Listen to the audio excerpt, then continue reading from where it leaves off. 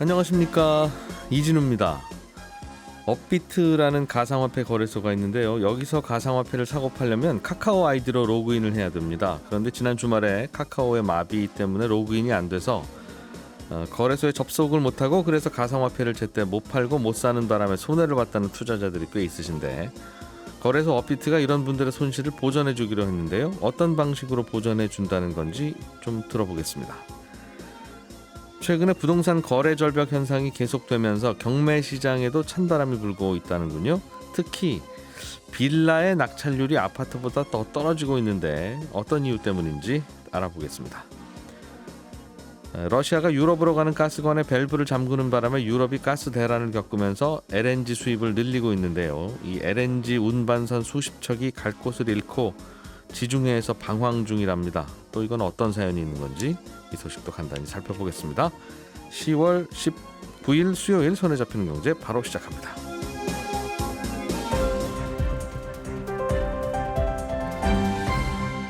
이진우의 손에 잡히는 경제. 네, 오늘도 경제 뉴스들 산뜻하게 정리해 보겠습니다. 김현우 소장, 박세훈 작가, 그리고 한국경제신문 이슬기 기자 세 분과 함께합니다. 어서 오세요. 네, 안녕하세요.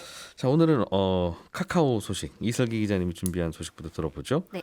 업비트가 카카오톡 아이디로 로그인을 못해서 피해를 본 사용자들에게 보상을 해주기로 했다. 네. 결정을 했군요. 네, 그렇습니다. 왜 이런 일이 일어났냐 하면은 예. 지금 업비트를 로그인하는 방법이 딱 두 가지밖에 없습니다. 업비트는 가상화폐 거래소. 예. 여기에 그 로그인을 하려면 아이폰을 쓰시는 분들은 애플 아이디로 로그인을 하고, 예. 안드로이드 폰을 쓰시는 분들은 카카오톡으로만 로그인을 하게 돼 있었습니다. 그런데 이제 지난 주말에 카카오톡이 아예 먹통이 됐었잖아요. 네. 그러면 안드로이드 폰을 쓰시는 분들 중에서 카카오톡 먹통이 되기 직전에 자동 로그인을 걸어두신 분들이 아닌 이상해야 업비트에 로그인조차 할 수가 없었던 겁니다. 네. 그러다 보니까 업비트를 쓰는 코인 투자자분들 중에서 손해를 본 분들이 계신 건데요. 하루 종일 목통이 되었고 어플 접속은 못하는데 시세는 보이고, 시세 보니까 코인 더 떨어질 것 같은데 못 팔았던 거잖아요. 살려고 하는데 못 산 분들도 있겠죠. 예, 그렇죠. 그래서 나는 매도할 생각이 있었는데 못한 거다. 그래서 손해를 봤다 하는 투자자들에게 업비트가 자체적으로 먼저 보상을 해주겠다는 겁니다. 업비트는 거래 수수료로 그동안 돈을 참 많이 버는 회사였는데 좀 여유 있는 결정을 그래서 한 겁니까? 알겠어요. 일단은 그러면 그냥 로그인만 해보려고 그랬었던 분들도 있었을 텐데, 내가 매도할 생각이 있었는지 없었는지를 어떻게 판단해서 누구를 보상해주고 안 해주고 합니까? 네, 그게 업비트가 신도 아니고 예. 제 마음을 들여다볼 수는 없는 노릇이지 않습니까? 네. 그래서 피해를 본 분들이 나는 매도할 생각이 있었다라는 거를 증명을 해야 합니다. 네. 그럼 그걸 어떻게 증명하느냐? 그게 중요한데, 이게 기사에는 좀 애매하게 나와 있어서 어제 직접 업비트에 물어보니까 두 가지 조건이 필요하다고 하더라고요. 첫째로는 카카오톡이 먹통이 된 그날에 업비트에 로그인을 하려고 했던 기록이 남아 있어야 합니다. 예. 이걸 로그 기록이라고 하는데, 이거는 카카오톡의 먹통과는 상관없이 내가 업비트에 로그인을 시도하기만 했다 하면은 업비트 서버에 이게 기록이 다 남는다고 합니다. 예. 그래서 보상 신청을 하실 분들은 우선 나 이날 몇 시쯤 로그인 시도를 했다. 로그 기록이 남아있을 것이다 라고 우선 적으시면 되고요. 예. 그리고 두 번째 조건이 가장 중요합니다. 이게 뭐냐면 카카오톡 서비스가 복구된 후에 코인을 실제로 매도했어야 합니다. 그래야만 여기서 대부분이 날아가겠군요. 많은 투자자들이. 예, 그렇습니다. 그래야만 매도를 하려고 했다는 그 마음이 증명이 된다는 거죠. 이 사람은 토요일 날 로그인 기록이 있고, 네. 일요일 날 코인을 매도한 것을 보니까 토요일 날 접속만 됐다면 그때 코인을 매도했겠다라고 볼 수 있겠다는 겁니다. 논란이 있겠어요. 매매라고 하는 게 마음이 바뀔 수도 있는 거고 성격이 달라질 수도 있고, 또 일요일 날 보면 가격이 좀 달라서 안 했을 수도 있고, 또 가격의 움직임을 보니 이때는 매매하기에 좀 늦었구나라고 판단을 할 수도 있는데, 그건 다 제외하고 일요일에, 이미 지나간 일요일에 매도를 했었어야 된다. 그래야 토요일 날 매도할 사람인 것으로 우리는 인정하겠다라는 거예요? 네, 그렇습니다. 알겠습니다. 일단 알겠습니다. 보상 금액은 어떻게 결정되나요? 이게 로그인을 시도했을 때 만약에 토요일 날 로그인을 시도했을 때랑 그 코인 가격이랑 실제로 매도했을 때 코인의 가격의 차액을 보상해 준다는 겁니다. 예를 들어서 제가 토요일 12시에 비트코인을 팔려고 로그인을 하려다가 실패했다. 예. 근데 그때 비트코인 가격이 10,000원이었다고 가정을 해본다면 네. 나중에 겨우겨우 업비트에 로그인을 해서 9,000원에 비트코인을 매도했습니다. 그러면 이때는 업비트가 1,000원의 차액을 보상해 주겠다는 겁니다. 원래는 10,000원에 팔 수 있었는데 9,000원에 팔았으니까요. 예. 그럼 뭐 아까 말씀하셨듯이 몇몇 분들은 나는 내가 2배 벌 수 있는 코인을 토요일 날 딱 알았는데 카톡 로그인을 못 해갖고 로그인을 못해서 못 벌었다. 매수 기회를 놓쳐서 피해본 사람을 보상을 못 받느냐라고 궁금해하실 분도 계시는데 네. 이거는 안 된다고 합니다. 왜냐하면 이 사람이 애초 수백 개 코인 중에 뭘 사려고 했는지 그거 알 수가 없다는 거거든요. 네. 그래서 매수를 놓친 것에 대한 보상은 업비트 말고도 다른 전상장애가 난 증권사에서도 대부분 인정을 안 해준다고 합니다. 증권사들 전산장애가 그동안 자주 있었기 때문에 증권사들이 어떻게 보상했는지를 보면 대충 어떻게 우리 사회가 이런 경우에 보상을 하는지 관행이 나올 텐데 증권사는 혹시 이렇게 접속이 안 됐을 경우에는 접속이 된 후에 바로 그 주식을 매도했어야 이분은 진짜 매도하고 싶었구나라고 하는 걸 알고 보상을 해주는 그런 구조예요. 이 증권사도. 네, 그렇습니다. 매도를 실제로 한 사람한테만 이렇게 해주는데 보상을 해주는데 예. 지금 업비트의 보상 체계랑 같은 점도 있고 다른 점도 있습니다. 네. 일단 이번에 로그인 자체가 안 돼서 생긴 문제인데 만약 증권사 어플도 로그인 자체가 안 됐다 하면은 지금 말씀드린 절차를 비슷하게 밟을 거고요. 대신에 증권사 어플 로그인까지는 됐는데 매도 버튼이 안 먹혀서 못 팔았다. 예. 이 경우에는 조금 더 복잡해집니다. 왜냐하면 업비트는 지점도 없고 전화 주문도 안 되지만 증권사는 가능하거든요. 네. 그래서 내가 지점에 전화를 하거나 고객센터에 전화했던 기록을 남겨야 매도 의사가 있었다고 증권사가 판단을 합니다. 네. 근데 이렇게 말씀드리면 그게 전화 걸 시간이 어딨냐? 매도될 때까지 누르기 바쁜데 라고 하시는 분들 계실 거거든요. 네. 그러면 내가 매도 버튼을 계속 눌렀는데도 거래가 체결이 안 되는 그 모습을 동영상 같은 걸로 찍어두시면 됩니다. 그러면 동영상에 매도하려던 가격이랑 수량 같은 게 다 기록돼서 남아있을 거니까요. 예. 아니면 뭐 매도가 안 먹혀서 이상 안내창 같은 게 나올 건데 네. 그 화면을 캡처해도 되고요. 보통 이제 손실보상 접수를 받을 때 증빙할 수 있는 자료가 있으면 같이 내라고 하는데 네. 그때 동영상이나 캡처본을 같이 내시면은 손실구제가 더 쉽다고 하니까 미리 새겨두시면 좋을 것 같습니다. 내가 이날 이 순간 매도하려고 했던 의사가 있었다는 것을 밝힌다 그런 거죠. 네, 그렇습니다. 제일 확실한 방법은 증권사에 그날 내용 증명을 보내는 건데 그거는 뭐 시간도 많이 걸리고 없으니 네. 내가 내 카톡 창에다 보내든가 아니면 친구한테라도 뭐라고 보내든가 뭐 그런 것도 다 되겠네요. 네, 그렇습니다. SNS에 올리던가 예. 이거 왜 먹통인가 뭐 이런 식으로 알겠습니다. 증권사와 똑같이 증권사에 준해서 보상을 한다. 그렇습니다. 김현우 소장님, 네. 경매 시장도 요즘 위축되고 있는 모양인데 이건 당연하겠죠. 예. 매매 시장이 위축되고 있으니까. 네. 근데 낙찰률이 계속 떨어지고 있다는 건 무슨 얘기입니까? 네, 이 경매로 나온 물건, 이 진행되는 물건 중에 낙찰된 물건이 얼마나 되느냐, 요 비율을 나타내는 게 경매 낙찰률입니다. 요게 예. 떨어지고 있다는 건데, 예를 들어서 이번 달에 10건의 물건이 지금 경매가 진행 중에 있는데, 이달 말에 보니까 7건이 진행됐다, 낙찰됐다. 그러면 낙찰률은 70%인 거죠. 예. 그리고 유찰된 3건은 어떻게 되냐? 다음 달로 넘어가서 다음번 경매에 쌓이게 되겠죠. 물건들이. 그래서 경기가 어려워져서 이렇게 경매 물건들이 많이 나오거나 아니면 낙찰률이 낮아지는 바람에 다음으로 넘어가고 이렇게 이월되는 물건이 많아지게 되면 낙찰률이 떨어질 수밖에 없는데 네. 최근엔 경매 시장이 얼어붙으면서 이런 낙찰률이 계속해서 떨어지고 있다. 그래서 봤더니 경매 시장이 한창 뜨거웠을 때 최고점에 작년 10월이었는데 이때는 전국 모든 주거시설, 그러니까 아파트, 뭐 빌라 이런 주거시설의 낙찰률이 약 42%였습니다. 네. 그런데 지난달에는 이게 29.7%로 떨어졌고요. 이 세부적으로 보자면 가장 뜨겁다고 볼 수 있는 서울이 아파트가 22.4%, 특히 빌라는 12%로 100개 중에 한 10개 낙찰이 될까 말까 요 정도 수준으로 현저하게 떨어졌습니다. 낙찰되는 건수의 비율을 의미하는 거군요. 그렇습니다. 근데 근데 빌라의 낙찰률이 유난히 더 낮아지는 네. 그런 이유가 또 있어요? 지금 분석되는 건 이 낙찰률이 떨어진다. 이 깡통 전세. 그러니까 집값보다 보증금이 더 비싼 그런 집을 깡통 전세라고 하잖아요. 네. 이것들이 많아서 이것 때문에 유찰되는 물량이 많아진 것이다라고 분석이 되고 있거든요.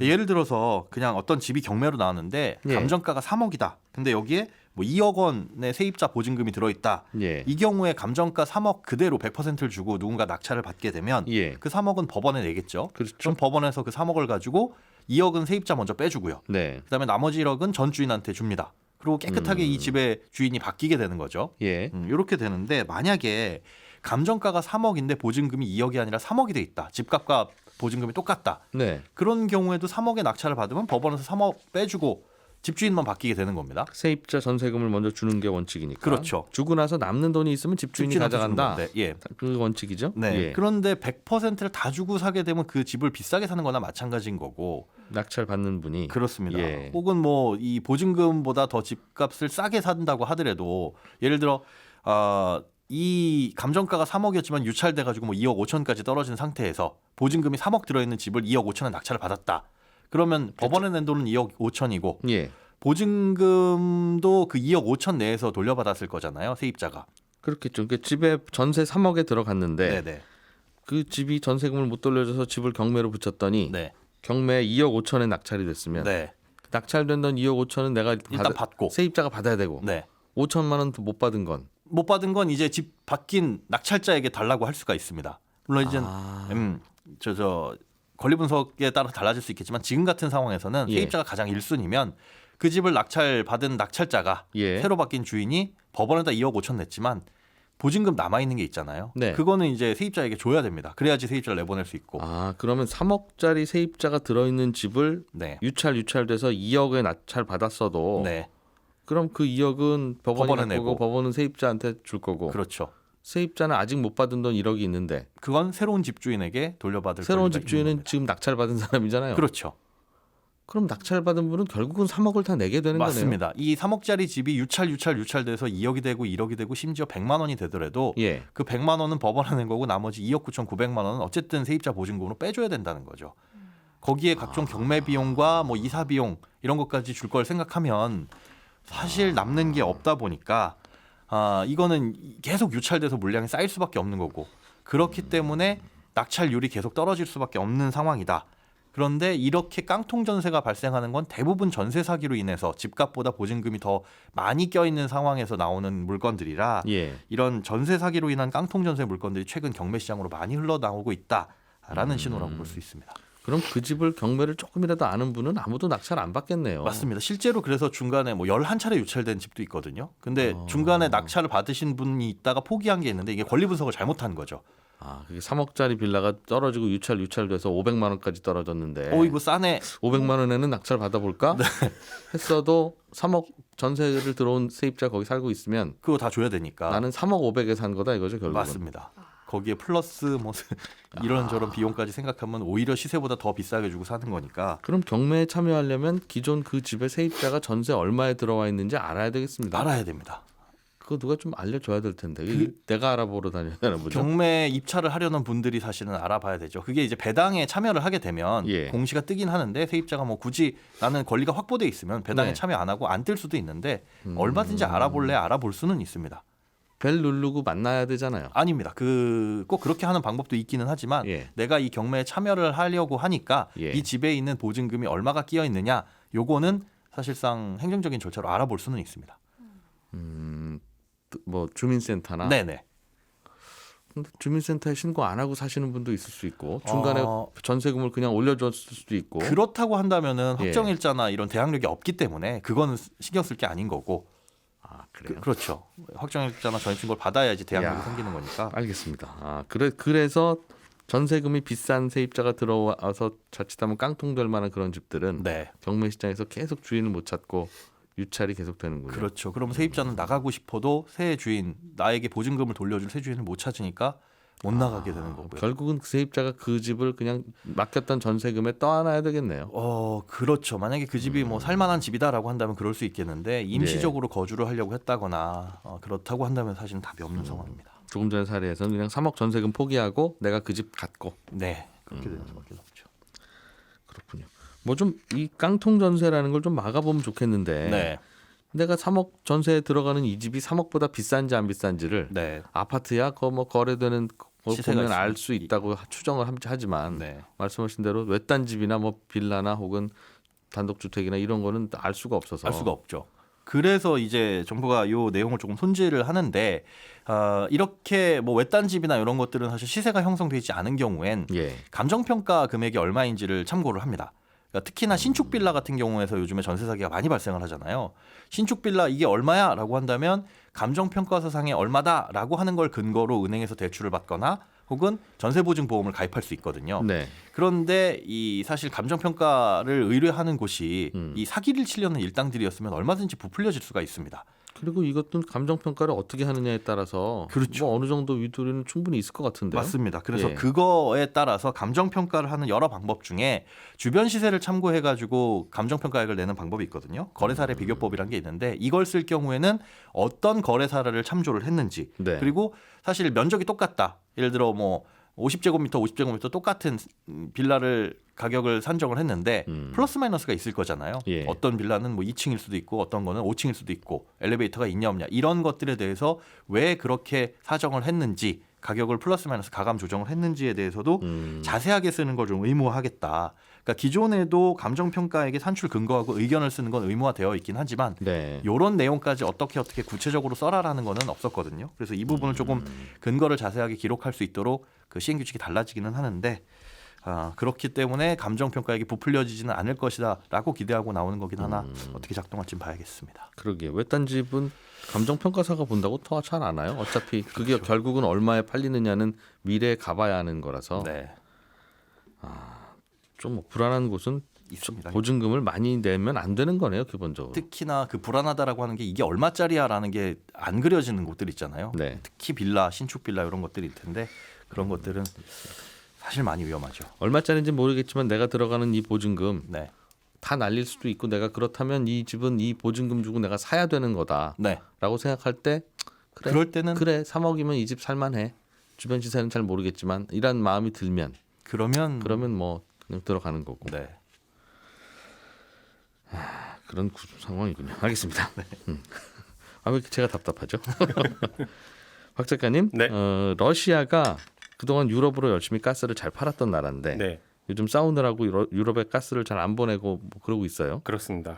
그러다 보니 그럼 배로 실어 와야 되겠다. 다른 나라에서 그렇습니다. 유럽 가스를. 국가들이 그러고 있죠. 그게 액화 천연가스죠, LNG. 네, 그런데 요즘 수십 척의 LNG 운반선이 정박할 곳을 못 찾아서 지중해에서 배회를 하고 있다. 그렇습니다. 이거는 왜 벌어진 일입니까? 보도되기로는 35척 정도가 지금 바다에 떠 있는데 예. LNG 액화천연가스는 마치 택배 배달하듯이 택배 왔습니다라고 하고 물건 내려두고 바로 배가 떠날 수가 없거든요. 예. 일단 LNG 터미널, 쉽게 말해서 LNG 전용 항구로만 입항이 가능한데 유럽에는 LNG 전용 항구를 갖춘 국가가 일단 많지가 않습니다. 왜 LNG 전용 항구로 가야 돼요? 그 액화된 거를 네. 내려서 육지로 보낸 다음에 예. 육지에서 저장을 하고 그걸 다시 기화를 시켜서 다른 나라로 파이프라인을 통해서 보내줘야 되는데 그런 시설이 있어야 그런 된다. 시설이 있어야만 가능하거든요. 그냥 어촌 마을에 갖다 주면 이거 어쩌란 말이냐 이 친구. 네. 그런다는 마치 거죠. 택배처럼 문 앞에 이렇게 두고 갈 수가 없는 구조입니다. 예, 예. 근데 그런 게 별로 없어요. 유럽에는 그런 항구가. 당연히 러시아에서 가스 관으로 받았을 테니 그런 항구가 있었을 리가 없죠. 그렇습니다. 예. 그리고 LNG 항구가 있더라도 배달 온 그 LNG를 저장할 창고의 저장 능력이 커야 되는데 아하. 창고도 작아요. 그동안 LNG를 많이 안 썼으니까. 요즘처럼 이런 일이 벌어질 것을 예상하고 창고를 키워놨을 리가 없죠. 그렇습니다. 굳이 창고를 크게 그게 다 돈이거든요. 크게 만들면 결국은. 예. 그나마 지금 LNG 저장 창고 만든 것도 과거에 지금처럼 비슷하게 러시아가 가스 발리보를 잠근 적이 있었거든요. 그때 아이쿠 하면서 그때 가서 짓기 시작했던 거예요. 아하. 예. 그러니까 많이 크게 만들 필요는 없었던 거고요. 아무튼 그동안은 LNG 전용 항구가 없어도 뭐 LNG 저장 창고 용량이 적어도 그동안은 별 문제가 없었잖아요. 네. 러시아에서 사오면 되니까. 근데 이번 사태를 겪으면서 유럽 국가들이 안 되겠다. LNG를 빨리 사와야겠다. 라면서 여기저기서 사다 보니까 네. 비싸게 주고 산 LNG를 실어 오더라도 들어갈 항구도 일단 없고요. 항구가 있다고 해도 들어가는데 이제 시간 걸리고요. 왜냐하면 또 저장할 공간이 없기 때문에. 밀리는군요. 네. 손님 저 죄송한데 저희가 이번 달에 저장할 게 다 찼습니다. 예. 조금만 기다려 주십시오. 라고 하는 겁니다. 그리고 이 저장한 그 액화 천연가스를 내륙에 있는 다른 나라로 보내려면 창고에서 기화를 시켜야 돼. 기체를 또 만들어줘야 되거든요. 네. 근데 이 기화하는 장치도 많지가 않아요. 꿀렁꿀렁 액체로 왔을 테니까. 네. 그 기화를 시키려면 그냥 예전에는 그냥 한두 대만 있어도 천천히 예. 보내줘도 되거든요. 예. 근데 지금은 너무 많이 넘치다 보니까 기화하는 장비가 부족하기도 하고 그래서 지금 밀리고 있는 겁니다. 유럽 입장에서는 지금 여러모로 지금 새로운 일들을 경험하고 있는 겁니다. 독일 같은 나라는 아예 그 러시아에서만 오는 파이프라인 가스로만 써서 네. 터미널 자체가 거의 없다고 들었는데. 거의 없는 게 아니라 아예 없습니다. 그러면 독일은 러시아에서 가스를 안 주면 네. 배로 실어오는 가스는 눈앞에 있어도 못 쓰겠습니다. 못 그럼? 씁니다.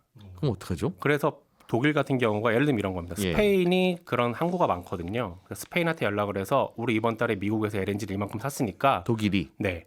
얼마 좀 보내줘라고 하면서 저장하고 운송하는데 비용을 내는 거죠. 그럼 스페인이 독일 걸 받아서 저장했다가 기화시켜서 프랑스로 보냅니다. 왜냐하면 스페인에서 가는 파이프라인은 프랑스로만 연결돼 있거든요. 아, 근데 육지로 프랑스로. 네. 그럼 프랑스가 다시 독일한테 프랑스가 다시 보내주는 거. 프랑스랑 독일이랑 연결이 돼 있습니다.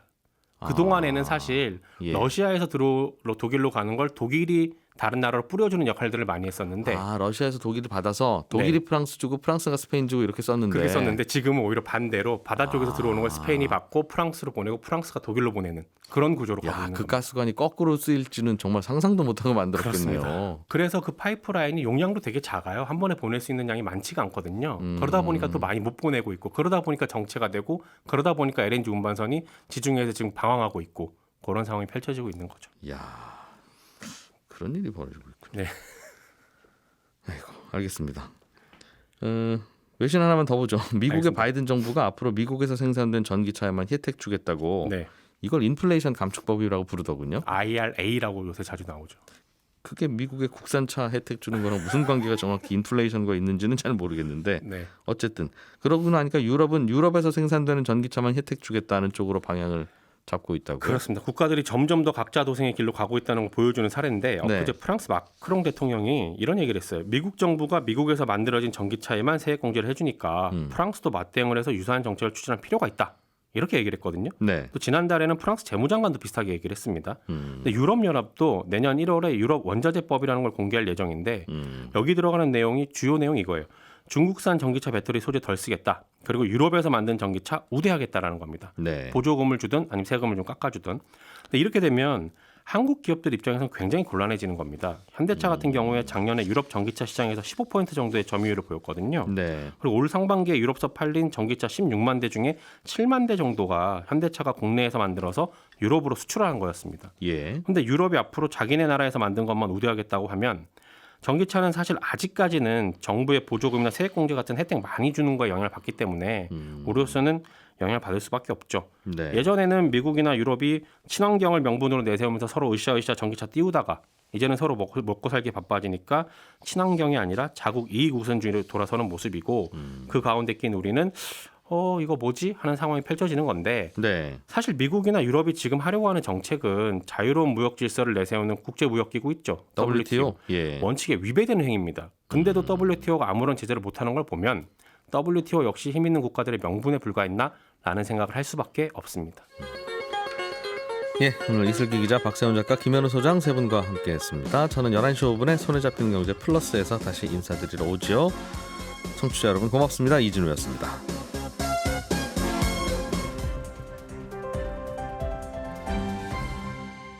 경제를 생각하는 사람들의 즐거운 습관. 이진우의 손에 잡히는 경제.